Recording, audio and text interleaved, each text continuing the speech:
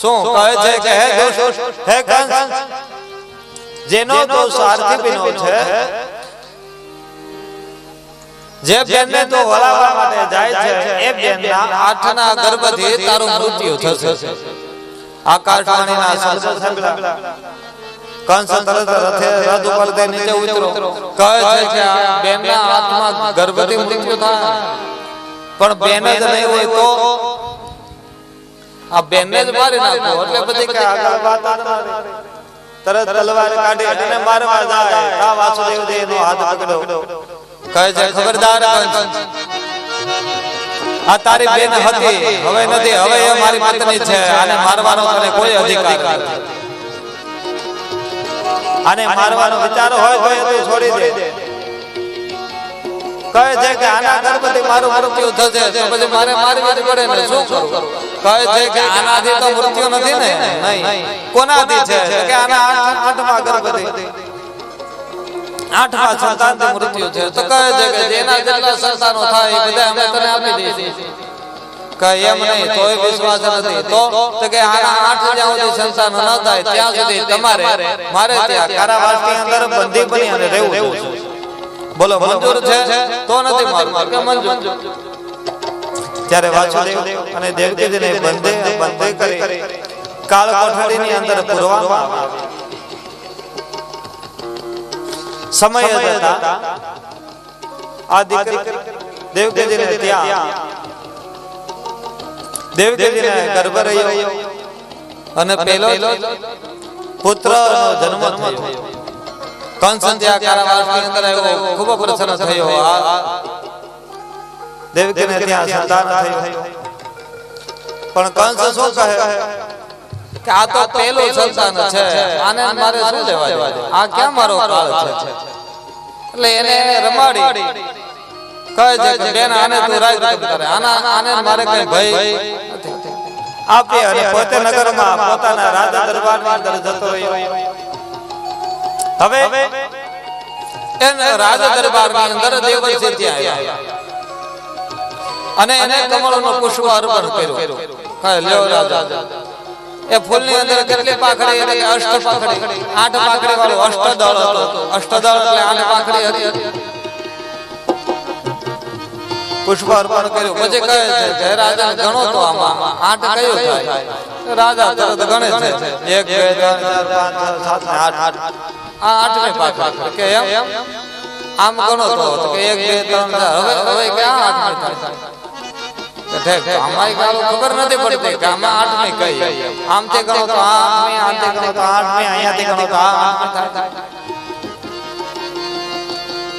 એટલું જ કીધું અને દેવર્ષિ ત્યાંથી જતા રહ્યા. હવે કંસ આ 8ના આંકડાની અંદર ગૂંચવાનો કે આ કમળ કેવા શું માંગે છે. આંકડાની અંદર ગૂંચવાનો. થોડી વાર થઈને વિચાર આવ્યો કે હા, આકાશવાણીએ કીધું છે દેવકીના 8મા ગર્ભથી મારું મૃત્યુ છે. હવે ઉપરથી ગણે તો આ 8મો થાય, આગળથી ગણે તો આ દીકરો 8મો. એટલે વિચાર આવ્યો કે આને જેટલા પુત્ર થાય એ બધાને મારી નાખું છે. રેવા દઉં તો વળે બળેતરા ને આડે અવળી ગણતરી કરે કોણ? જેને જીવિત મૂક્યો તો વળે પાછો જ્યાં કારાવાસમાં ગયો. શિશુને હાથમાં લીધો, પગ પકડ્યા અને મારવા જાય.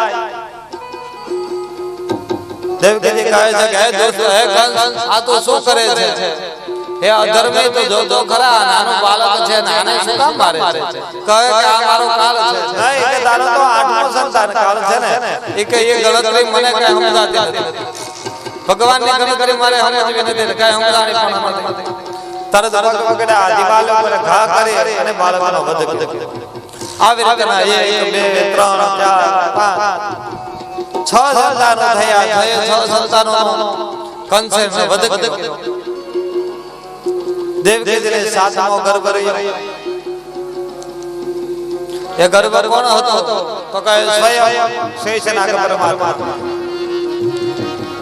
નારાયણ કહે છે કે નારાયણ, રામ જન્મની અંદર હું નાનો બનીને આવ્યો હતો એટલે બધા દુઃખો સહન કરવા પડ્યા. તમે કીધું એમ મારે કરવું. જો મોટો હોત તો ખબર પડે. હવે આ વખતે હું મોટો થવા માંગુ છું, નાનો નહીં. મારે નાનો બનવું નથી. તમે દુઃખ ભોગવો એ મારા દિલ જોવાનું નથી. એટલે સાતમો ગર્ભ બની અને સ્વયં શેષનાગ ભગવાનના ઉદરની અંદર પ્રવેશ કર્યો. ભગવાન નારાયણ માયાને પ્રાર્થના કરે છે કે હે દેવી, આ સાતમા ગર્ભનું આપ સંકર્ષણ કરો અને વાસુદેવજીના બીજા પત્ની રોહિણીજીના ઉદરની અંદર આ ગર્ભ પધરાવો. આ ગર્ભ અહીંયા લઈ અને રોહિણીના ઉદરની અંદર ગર્ભ પધરાવ્યો. તેના ઉદરની અંદર ગર્ભ પધરાવ્યો. થોડો સમય થયો અને રોહિણીને ત્યાં એક દીકરી પુત્રનો જન્મ થયો. એ પુત્રનું નામ બલરામ દેવનું નામ રાખવામાં આવ્યું. બોલો બલરામજી મહારાજની જય. આ દેવજી પુનઃ સમય જતા ગર્ભ ધારણ કર્યો. દિવસો થવા લાગ્યા. આઠમનો દિવસ શ્રાવણ મહિનાનો પ્રારંભ થયો.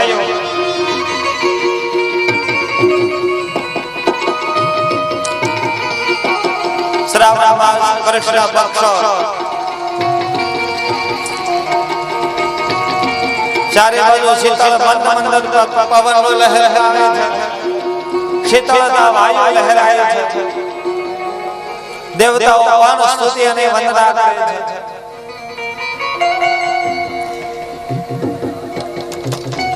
શ્રાવણ માસ એટલે આકાશની અંદર બારે મેઘ પણ ખાંગા થયા છે. ધીમે ધીમે વૃષ્ટિ થવા લાગી છે. વરસાદનું આગમન થયું છે. વરસાદ છે. ઝરમર ઝરમર મેહુલ્યો છે. કેવો મેહુલ્યો છે, કેવું વાતાવરણ છે. સુગંધિત અને આનંદ મન પ્રફુલ્લ કરે એવો વાતાવરણ થયું છે. કારણ કે સ્વયં ભગવાન દ્વારકાધીશે અમારો સમય નીકાળ્યો છે. કેવું વાતાવરણ થયું. અરે રે સમુદ્ર દુનિયા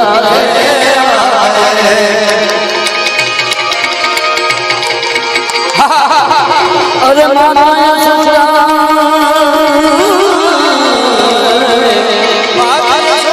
માતા સસરા સબ બારે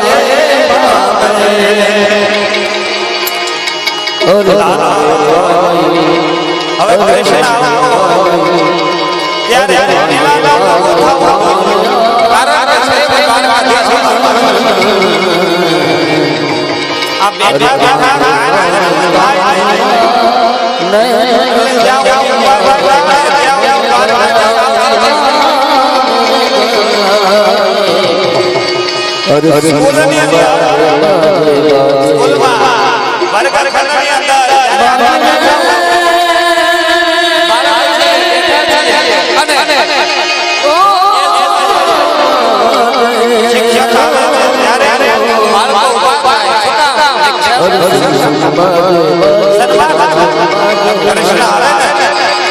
ત્યારે આ બેઠા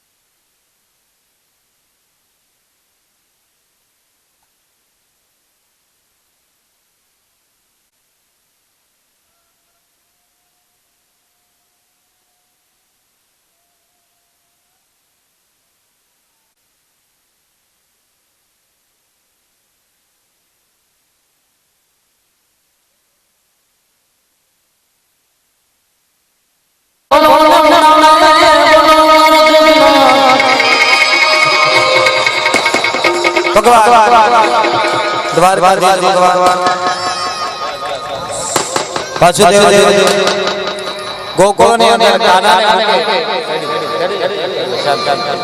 ગોકુળ ની અંદર નંદ બાબા કેવો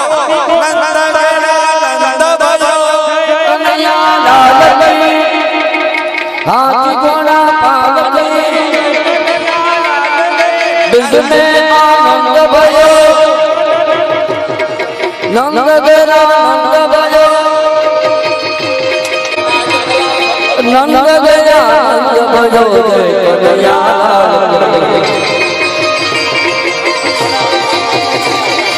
हाथी घोड़ा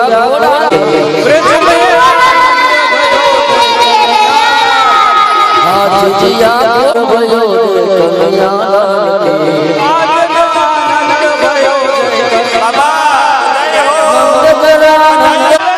यशोदा लालो भयो यशोदा लालो भयो नंद नंद भयो नंद नंद भयो कन्हैया बीज में आनंद भयो बीज में आनंद भयो बीज में आनंद भयो हाथी घोड़ा पालके यशोदा लालो भयो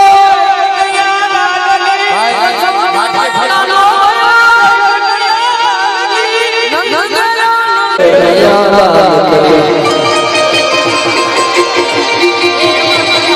हाथी घोड़ा दिया पालकी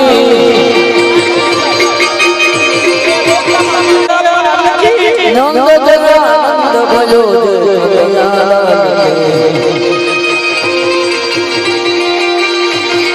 हाथी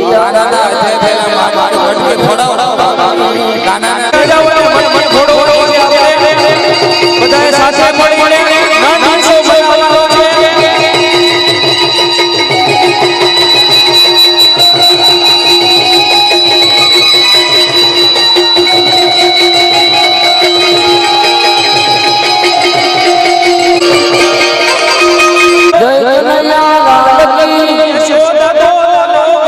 जय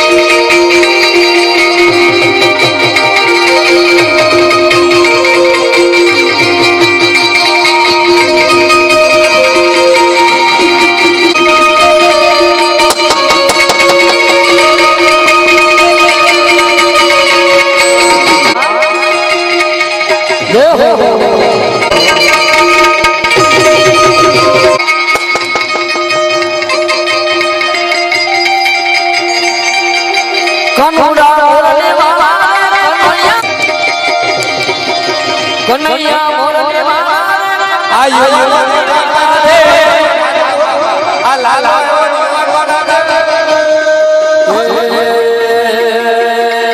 જસોદા રાજા મોરને વાલા તમે જસોદા રાજા કનોડા મોરને વાલા એ તમે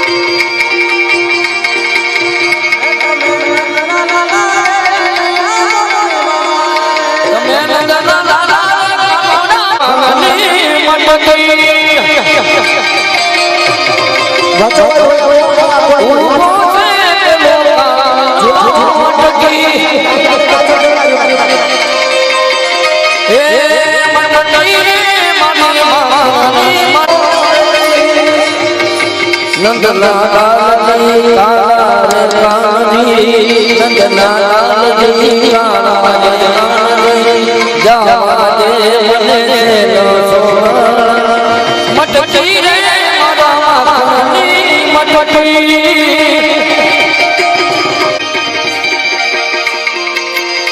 ઓ માગડો ઉભા છે રાધે રાધે બધાય હો ઓ માગડો ઉભા છો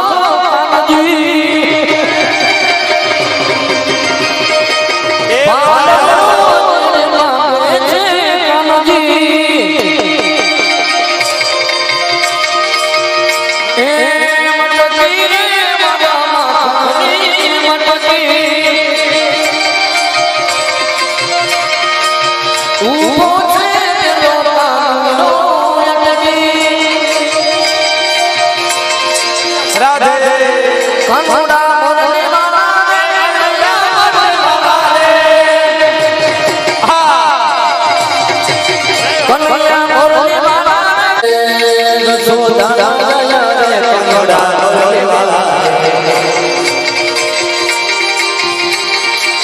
તમે સદા જાયા કનોડા મોરને વાલા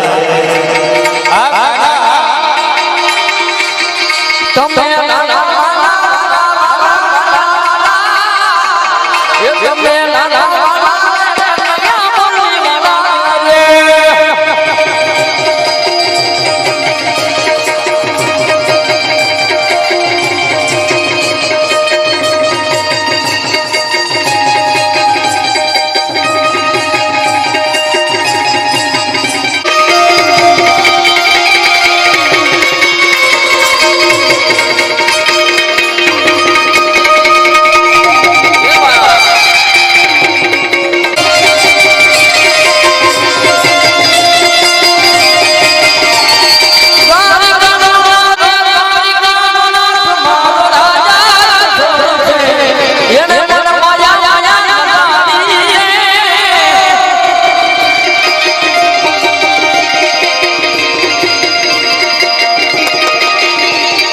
એને મને માયા લગાડવાના અરે મને માયા લગાડવાના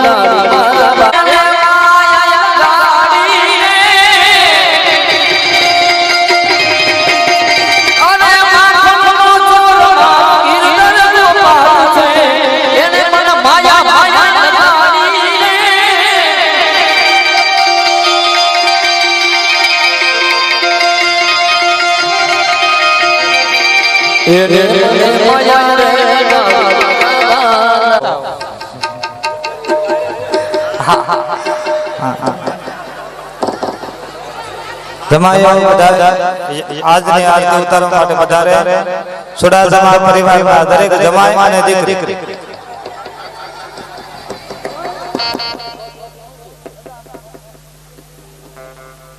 ભગવાન શ્રી કૃષ્ણએ બાળપણમાં ખૂબ તોફાનો કર્યા. ગોપીઓની મટકી ફોડી મય માખણ લૂંટ્યા અને પોતાના મિત્રો ગોવાળિયાને ખૂબ મય માખણ ખવડાવ્યા. અને એવી ગોકુળની ગોપીઓ ક્યારેક કહેતી હોય કે કાનુડે કવરાવ્યા, ગોકુળિયામાં કાનુડે કવરાવ્યા. શીકેથી માટ મારે વાલે ઉતાર્યા, ખાધા થોડાને જાજા ઢોળ્યા, ગોકુળિયામાં કાનુડે કવરાવ્યા. આવી એક ગોકુળની ગોપી માં યશોદા પાસે ફરિયાદ લઈને આવે કે માતા કુંવર તમારો વારો, ક્યાંથી આવ્યો કજિયાળો કાનુડો, મારા ઘરમાં વાનર ઘુસાડે, ક્યાંથી આવ્યો કજિયાળો કાનુડો. અને એકવાર ઈ કાનુડો કોઈ ગોપીના ઘરમાં ચોરી કરવા જાય અને ગોપી નેત્રાથી કૃષ્ણને બાંધે છે. પણ જેવો કનૈયાને બાંધ્યો અને ભગવાને પોતાની બાળ લીલા કરી અને એ ગોપીને એક બાળકમાં 33 કોટી બ્રહ્માંડ દેખાણું અને એની માયામાં ખુદ ગોપી બંધાણી. અને ત્યારે વ્રજની ગોપી એમ કહે છે કે નંદનો નાનકો તોફાની, એને બાંધતા આજ હું ખુદ બંધાણી.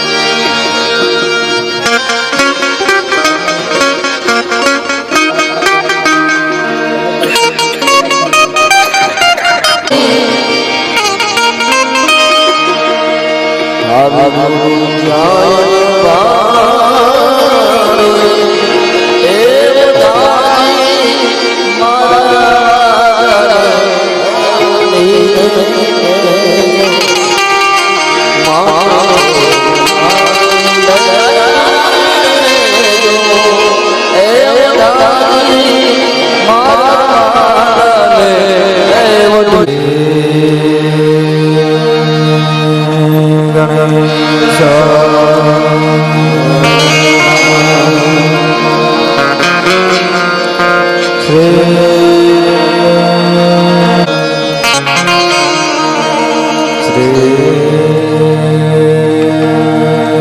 સરસ્વતये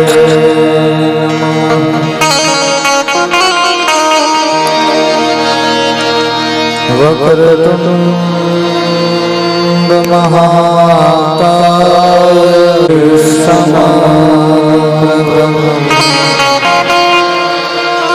નિર્વિઘ્ના કુરુ મે દેવ સર્વ નાસ્તિ તેષાં મંગલમ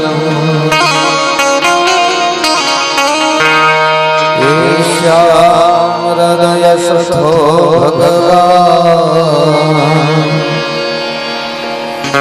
મંગલાય તનો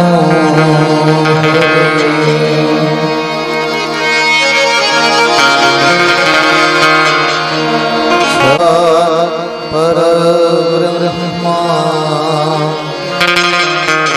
તસ્મૈ શ્રી ગુરવે નમઃ બોલ શ્રી ભાગવત ભગવાન કી જય બાલકૃષ્ણ લાલ કી જય પિતૃનારાયણ દેવ હરે રામ રામ રામ હરે હરે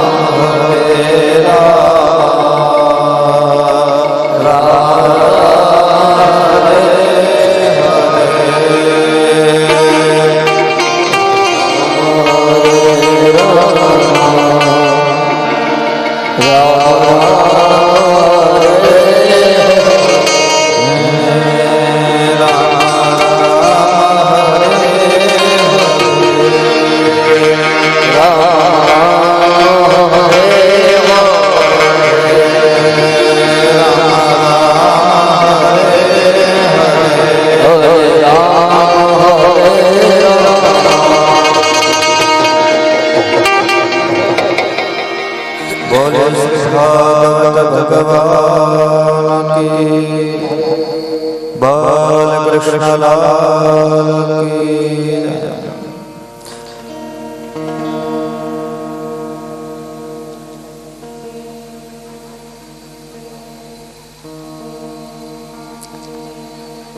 શ્રીમદ ભાગવત રૂપે જ્ઞાન ગંગા નો આજે 5મો દિવસ, પ્રથમ છત્ર. ભગવાન ભગવત સ્વરૂપ ભગવાન ભાગવતજીના શ્રી ચરણોની અંદર વંદન કરીએ. અત્રે ઉપસ્થિત ગંધર્વ તેમજ ભદેવાના શ્રી હૃદયની અંદર બિરાજમાન એવા ભાગવતજીના પરમાત્માના શ્રી ચરણોની અંદર વંદન.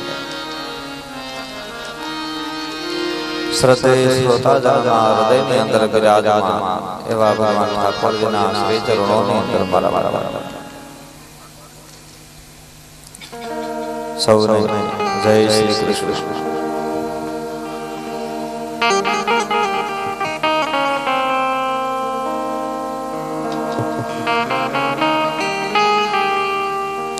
ગઈકાલની કથામાં આપણે નંદ મહોત્સવ કર્યો, એટલે કૃષ્ણ જન્મ અને નંદ મહોત્સવ.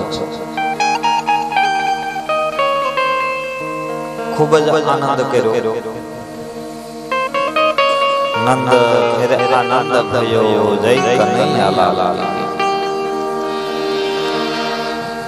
નંદ ઘેરે આનંદ ભયો જય કનૈયાલાલ. ખૂબ જ આનંદ.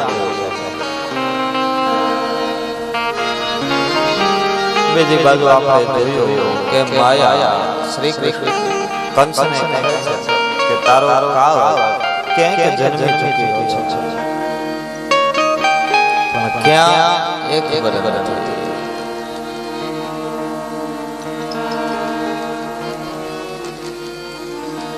નંદ બાબાના આંગણાની અંદર ખૂબ જ આનંદ વર્તાઈ રહ્યો છે.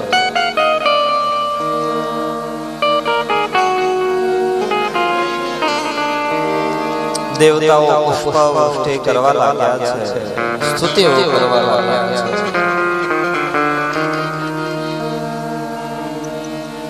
સ્તુતિઓ કરે છે, વંદના કરે છે. નંદ બાબા ખૂબ જ દાન અર્પણ કરે છે. કારણ કે દાન કરવાનો ઉત્તમ દિવસ કોઈ હોય તો કયો? એક સંક્રાંતિ. પેલો સંક્રાંતિના સમયે જે દાન કરો એ ઉત્તમ દાન છે. પછી બીજું કયું? પુત્ર જન્મે વિવાહશ્ચ. પુત્રનો જન્મ થયો હોય ત્યારે જે દાન કરો એ ઉત્તમ દાન છે, સહસ્ર ગણું ફળ આપનાર દાન છે. વિવાહ સંસ્કાર થયા પછી દાન અર્પણ કરવું એ પણ ઉત્તમ દાન છે. ગ્રહણ સમયે જે દાન અર્પણ કરો છો એ પણ સહસ્ર ગણું ફળ આપનાર છે. નંદ બાબાએ ગાયોના દાન કર્યા, સુવર્ણના દાન કર્યા. શું કારણ કે ઘરની અંદર આનંદ લાલો થયો કૃષ્ણ જન્મમાં.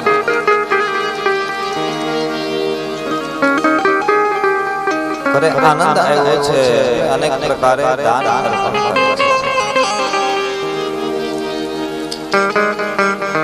ગોકુળની અંદર નંદ ઉત્સવ થવા લાગ્યા. આખા ગામની અંદર, ગોકુળની અંદર, હરેક ઘરની અંદર એમ જ છે કે ખરેખર લાલો બાબાને ત્યાં નહીં પણ મારે આવું વાતાવરણ થયું. ગામના દરેક વ્યક્તિ આવે અને નંદ બાબાને બધાઈ આપે છે. શું બધાઈ હો મૈયા, બધાઈ હો. પછા બધાઈ આપવા માટે આમ ન આવે. કોઈ શ્રીફળ લાવે, કોઈ સાકર લાવે, કોઈ કંકુ લાવે. કોઈ વસ્ત્ર અલંકાર લાવે એટલે હરેક વ્યક્તિ જબલા લેવામાં આવે. આ જબલાનો રિવાજ છે ને, હરેક વ્યક્તિ આવી કઈ ને કઈક વસ્તુ લઈ અને નંદ બાબા અને યશોદાને ત્યાં આવી અને અર્પણ કરે. બધાઈ હો મૈયા, બધાઈ હો કરી કરી અને બધાઈ આપે છે, વસ્તુઓ અર્પણ કરે છે. શું કહે છે? પાછી બધાઈ આપ લેવા પડ્યા છે.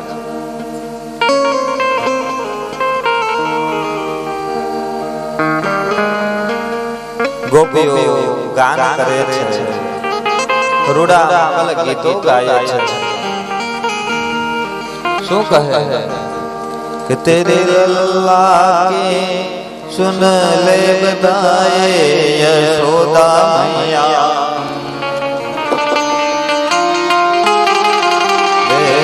બધાએ લલ્લા કે સુન કે મેં આए યશોદા મૈયા, તેરે બધાએ લલ્લા કે સુન કે આए યશોદા મૈયા, મેરે બધાએ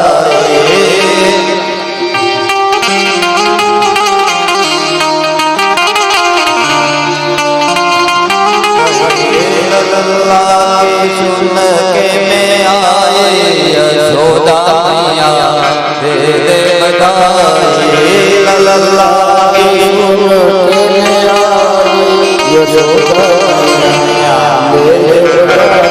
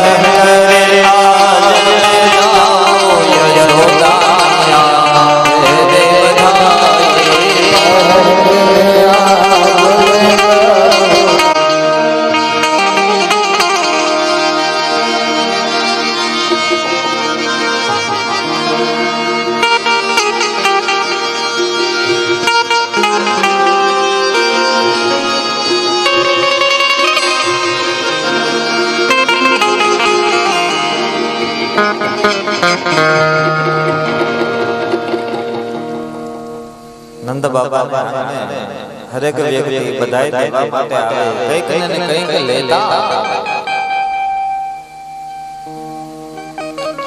બધાય હો માં યશોદા, બધાય હો નંદ બાબા, બધાય હો, બધાય હો. ખૂબ જ આનંદ થવા લાગ્યો. બીજી બાજુ કંસને સૂચના મળી છે કે કાળ મારો જન્મ ચૂક્યો છે, પણ ક્યાં અને કોણ છે એ ખબર નથી. કંસે સભા ભરી મંત્રી ગણોને બધાને એકઠા કર્યા, કીધું કે આકાશવાણી થઈ એક બાળકી આવી અને કહી ગઈ છે કે મારો કાળ જન્મ ચૂક્યો છે અને અહીંયાથી કઈ દૂર ગયો છે, ક્યાં છે એ ખબર નથી. હવે આ લાલને શોધવો કઈ રીતે, આ બાળકને કઈ રીતે શોધવો, આની માટેના ઉપાયો બતાવો. હવે જો અહીંયા ઉપાયો બતાવે છે. આ બધી વાત હાલે ત્યાં એટલામાં ત્યાં પૂતના કહે છે કે આમાં સભા ભરવાની ક્યાં જરૂર છે અને કોણ છે એ જાણવાની પણ જરૂર નથી ને. તમારો કાળ કોણ છે એ આપણે જાણીને શું કામ છે.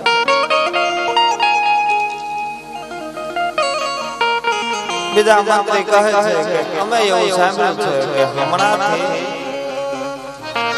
ગોકુળની અંદર ખૂબ જ આનંદ અને ઉત્સવો થવા લાગ્યા છે, એટલે નક્કી ત્યાં કંઈક હોવું જોઈએ તો જ આ વસ્તુ બને. આ બધો આનંદ હેનો છે ગોકુળમાં, એ ખબર નથી. હવે તમે જોજો નગર ગોકુળ નગર ની અંદર આનંદ છે, પણ કોની ઘરે છે એ હજી ખબર નથી.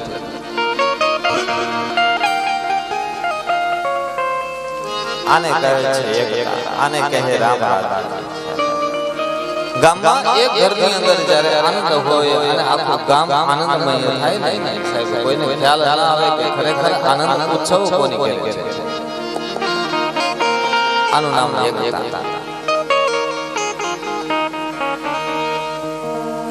ગામની અંદર સત્કર્મ હોય, ગામની અંદર શ્રીમદ ભાગવત આદિ ગ્રંથો વચાતા હોય, ત્યારે કોઈ એકનું છે એમ નહીં, પણ સમસ્ત ગામમાં છે.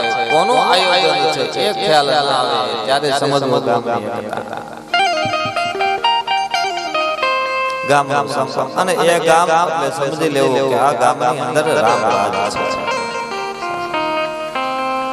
મેં તમને અગાઉ પણ કીધું, ગામમાં એક વ્યક્તિ દુખી હોય અને આખું ગામ દુખી થાય ત્યારે સમજો કે આ રામ રાજ છે. કહે છે ગોકુળની અંદર ખૂબ જ આનંદ અને ઉત્સાહ ત્યાં જ નાના બાળકનો જન્મ થયો હોય એવા સમાચાર છે, પણ ક્યાં એ ખબર નથી. પૂતના કહે તો વધારે સારું, આપણો જે કર્મ હતું એ સહેલું થયું. તો હવે ભગવાનની કઈ જરૂરત જ નથી. કેમ જો ખરેખર આ આપણો કાળ જો ગોકુળમાં જ હશે ને અને ત્યાં જો જન્મ્યો હોય ને ત્યાં ગયો હશે તો હું ત્યાં જાઉં અને ગોકુળમાં જે નાના બાળકો હોય છે એ હરેક બાળકને હું મારી. એટલે આમાં તમારો કાળ હશે ને તો પણ મૃત્યુ પામે.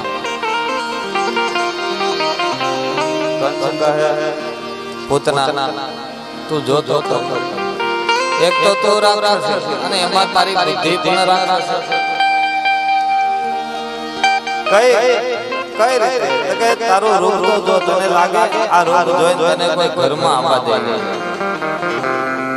હવે તને ઘરમાં કોઈ નો આવવા દે તો તું તારું તન પાન બાળકને કરાવે કઈ રીતે. આ કહે છે મહારાજ આપ મને હું જોજો, મારામાં એવી શક્તિ છે કે હું ધારું એવું રૂપ લઈ લઈશ. તમને શું લાગે આવું ભયંકર રૂપ લઈને ગોકુળમાં જાય? ત્યાં તો પૂતનાએ નવ યુવતીનું રૂપ ધારણ કર્યું છે. કેવું સૌંદર્ય છે કે અપ્સરાઓ પણ એને જોઈને મોહિત થાય. આવું સૌંદર્ય અને આવું રૂપ એને ધારણ રૂપ ધારણ કરી તન ઉપર ભીષ ઝેર લગાવી અને આવી ગોકુળમાં આવી એટલે કૃષ્ણને એમ થયું બોલે કે આડી અવળી જા અને તારે મને ગોતો એની કરતા એક કામ કર તું ડાયરેક્ટ સીધી પેલા મારી પાસે કારણ કે જે નગરની અંદર કૃષ્ણ હોય લાલો ભયો હોય ત્યાં એ ગામની અંદર અમંગલ થાય છે.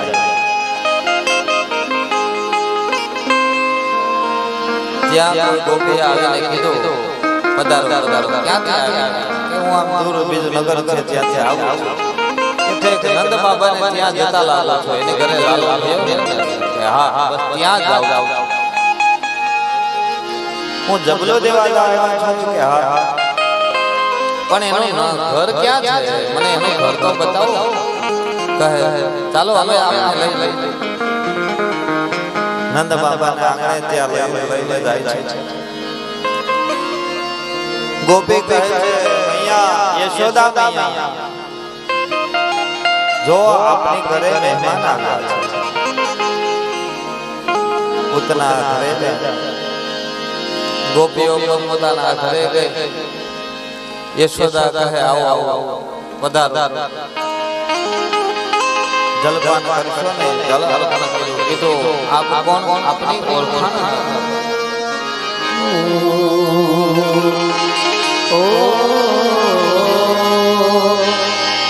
અરે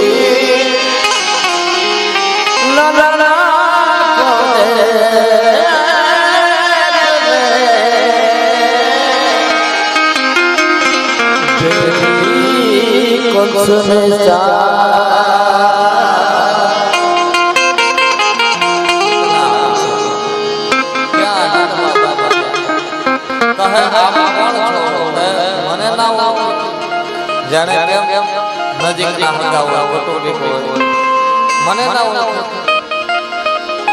અરે યશોદાજી હું આપની નણંદ છું.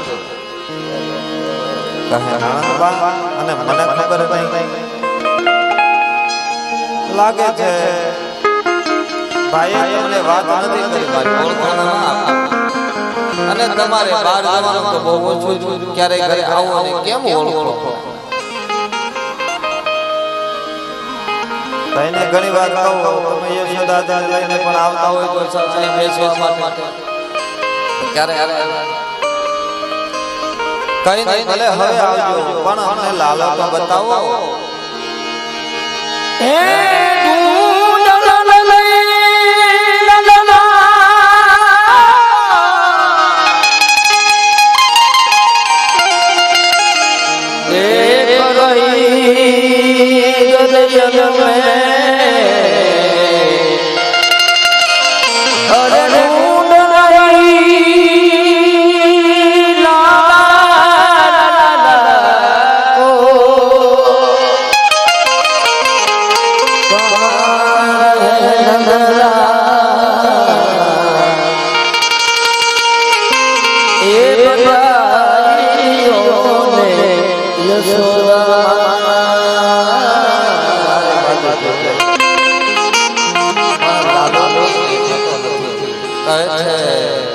યશોદા ક્યાં છે લાલો? યશોદા કહે આ છે કે લાલો તો બતાવો લાવો લાલો. એક કામ કરો યશોદાજી તમારે જે કામ બાકી હોય ને થોડી વાર તમે કામ કરો હું લાલા રમાડું પછી એવું લાગે કે કામ થઈ જાય પછી આપણે બંને સાથે બેસી લાવો થોડી વાર કાનાને રમાડું તો આપણે કામ પણ થઈ જાય. આમ કહે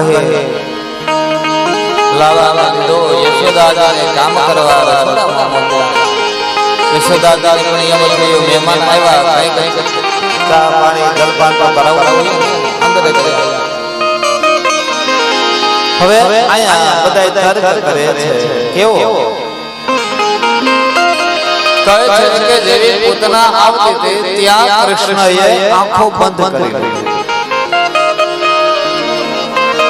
દૂરથી આવતી જોઈ એટલે કાનાએ આંખો બંધ કરી લીધી. અનેક મનવંતર હરેક વ્યક્તિએ પોતાના મન રજૂ કર્યા.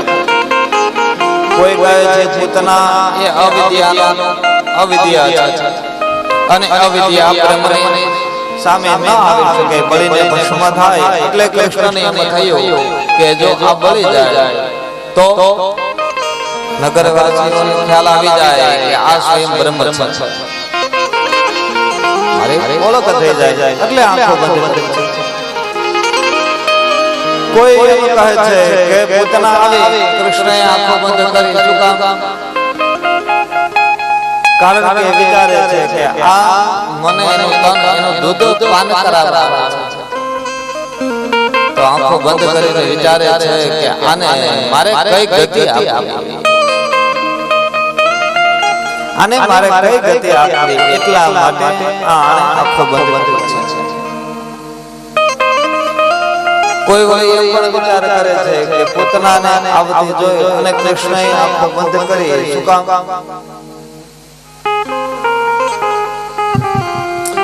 કહે છે કે પૂતના એ બાળક હાથીની છે, બાળકોનો વધ કરવા માટે આવે છે, બાળક હાથીની છે. અને આવી પાપીઓના મુખ જોઈએ, મોઢું જોઈએ ને તોય આપણને પાપ લાગે. સંગત દોષ મેં તમને કીધું, ખરાબ વ્યક્તિની સાથે રહો ને તોય તમને ખરાબ અસર એની થાય. જુગારી સાથે રમતા રહેતા હોય, મદિરા પાન કરતા હોય, એની સાથે રહેતા હોય, તો નગરમાં એક વાર એમ થાય કે આ ભાઈ આવ્યો થોડો થોડો લેવા. આ સંગત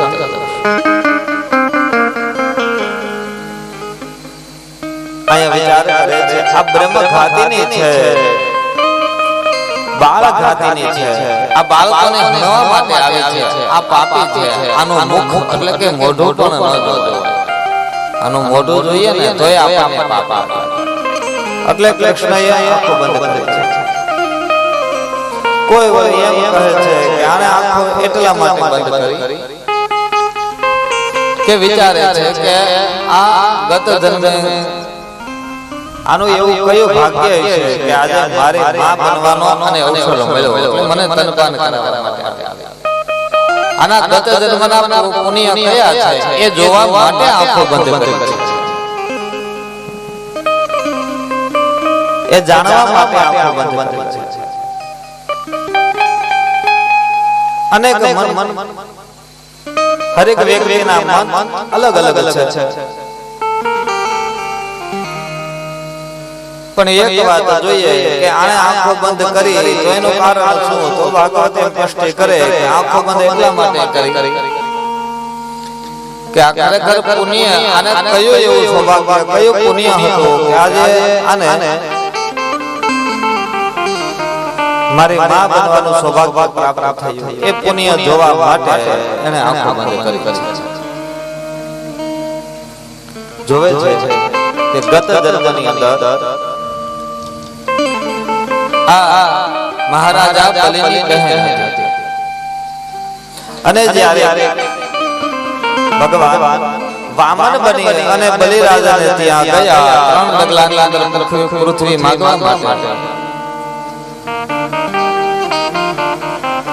પૃથ્વી માંગવા માટે ગયા, ત્યારે અને મનની અંદર વિચાર આવ્યો કે આ કેટલો સુંદર બાળક છે, કઈક આ મારો બાળક હોત તો હું આને કેવો વાલ કરત, હું આને કેવું મારું તનપાન કરાવત, હું આને કેવો ઉછેર કરત, હું આને કેમ રમાડત. આવો મનની અંદર એને ભાવ આવ્યો, જાગ્યો છે. એટલે એ જન્મની અંદર ભગવાન રામને એમ કહે છે કઈ વાંધો નહીં, આ જન્મમાં તારી ઈચ્છા પૂર્ણ ન થાય તો કઈ નહીં, પણ જ્યારે કૃષ્ણ બનીને આવીશ ને ત્યારે તારી ઈચ્છા અવશ્ય હું પૂર્ણ કરીશ. અને તમે બીજું પણ જુઓ, ભગવાન રામ પેલો વધ કોનો કર્યો તો કે તાડકા, અને કૃષ્ણએ પેલો વધ કોનો કર્યો આ પૂતના. આ બંને સ્ત્રીનો પહેલા વધ. અને બીજું એમ પણ કહે છે કે આજે છે ને કૃષ્ણ જાણે ગયા કે આ આજે તો જન્મ થયો, આ મારી આગળ કામ આવ્યું. આ બંને રાક્ષસી એટલે કામ સ્વરૂપ, એટલે બ્રહ્મે શરૂઆત જ કામને મારવાથી કરી છે. રામ એ પણ બ્રહ્મ છે અને કૃષ્ણ એ પણ બ્રહ્મ છે. બ્રહ્મે પેલું કામ શું કર્યું? પેલા કોનો વધ કર્યો? તો બ્રહ્મને મારવાનો વધ કર્યો.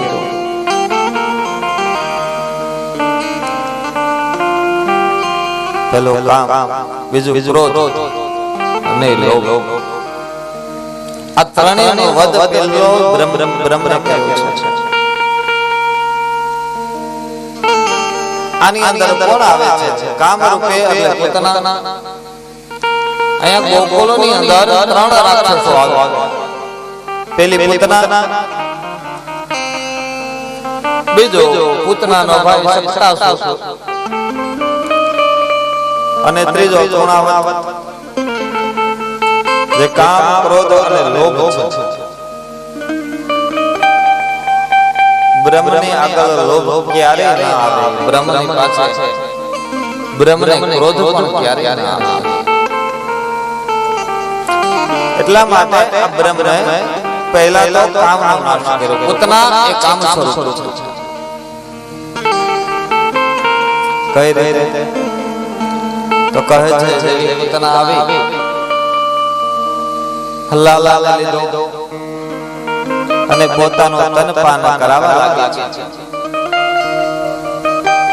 કૃષ્ણ પણ આંખો બંધ કરી ગયા અને તનપાન કરવા લાગ્યા. હવે અહીંયા કહે શું કામ આંખો બંધ કરી? કહે છે કે કડવા ઓહળિયા પીવા હોય ને તો આંખો બંધ કરવી પડે. આ કડવી દવા છે.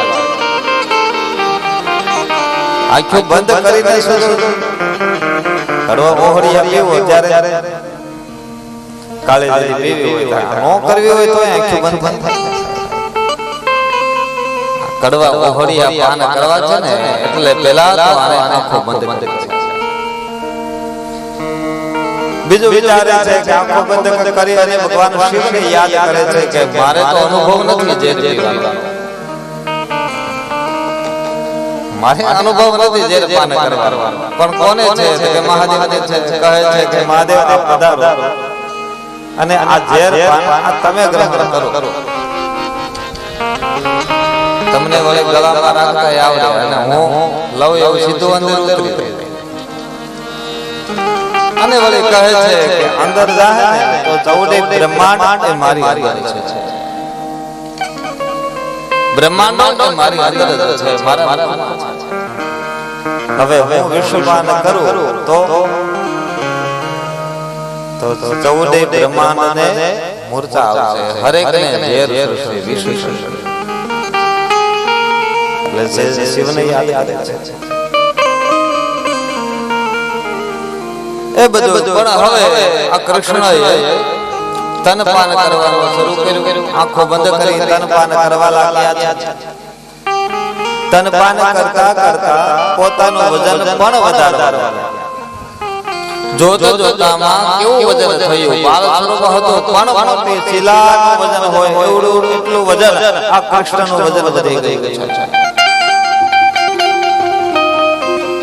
આ પુતના હવે ધક્કો મારવા લાગ્યા. કહે છે આ તારું આટલું બધું વજન એકાએક એમ થયું, જલ્દી નીચે ઉતાર. છોડી દે પણ આને છોડો. કહે છે કે તું મને પકડે ને તો કદાચ તું મને મૂકી દે, પણ કૃષ્ણ કહે કે જેને હું એકવાર પકડું ને એને ક્યારે છોડતો નથી. મહાદેવ આ બ્રહ્મ કહે છે કે હું પકડું નહીં અને પકડું તો પછી કોઈ દી મૂકો.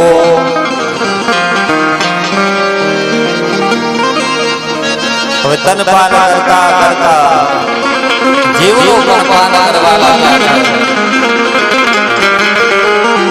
જીવ પણ કરવા લાગ્યા. આ પોતાના હવે આને ખ્યાલ આવ્યો કે આ કોઈ બીજું સાધારણ વ્યક્તિ નથી, પણ આ જ બ્રહ્મ છે. તો આની આગળ શું પડતો રાખવો, પોતાનો સ્વરૂપ પ્રગટ કર્યું. બૂમો પાડવા લાગી. અને જ્ઞાનને એમ જ થયું કે આને બૂમો પાડી અને વળી બધાય ભેગા થાય, એની કરતા લાય આને લઈ ઉપર જતો રહો. એટલે કોઈ બીજું આડું ન આવે. એટલે આકાશ માર્ગની અંદર ઉડવા લાગ્યા. તન પાન કરતા કરતા જીવ પણ ગ્રહણ કરી લીધો. મુષ્ટિકાના આહાર દ્વારા પોતાનો પ્રાણ પણ કર્યું, હરણ કરી લીધું. જેવા પ્રાણ ગયા એવી પોતાના ધર કરતી એવી પૃથ્વી પર અને કાનો પોતાની ઉપર રમવા લાગ્યા.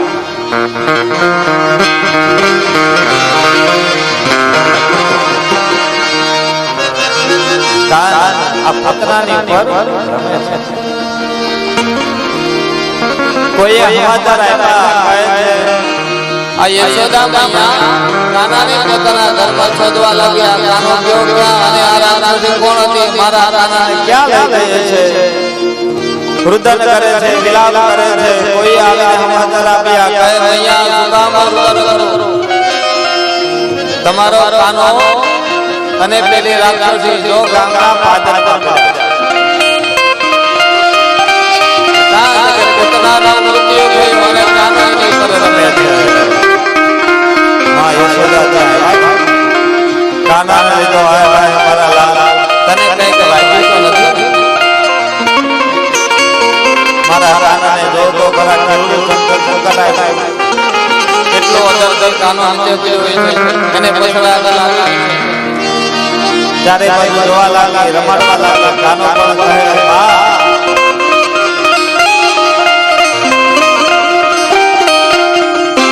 જે સમગ્ર સૃષ્ટિ હરેક જીવનું જે રક્ષણ કરનાર તત્વ હોય એને ક્યાં વાગ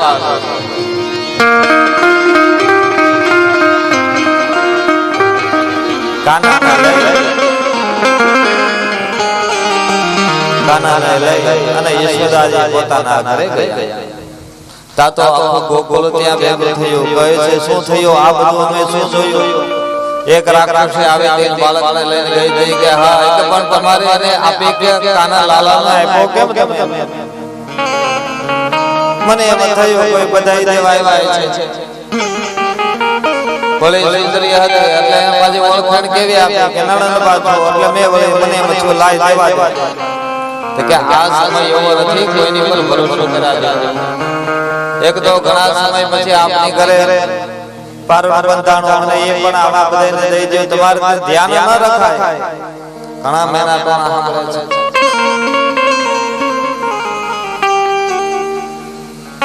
નક્કી લાગે છે કે આ લાલાને કોઈની નજર લાગી છે તો જ આ વસ્તુ થાય કર થાય. કે નજર લાગી તો બરોબર છે, પણ આ રાક્ષસને રાક્ષસીનો સ્પર્શ થયો. તો કાનાને પેલા શુદ્ધ કરવો જોઈએ. શેનાથી? તો કે ગૌમૂત્ર અને ગાયનું શાન. હા જ્યાં સાબુમાં તો એ જ હતું. ગૌમૂત્ર ગાયના શાન સિવાય કઈ છે ને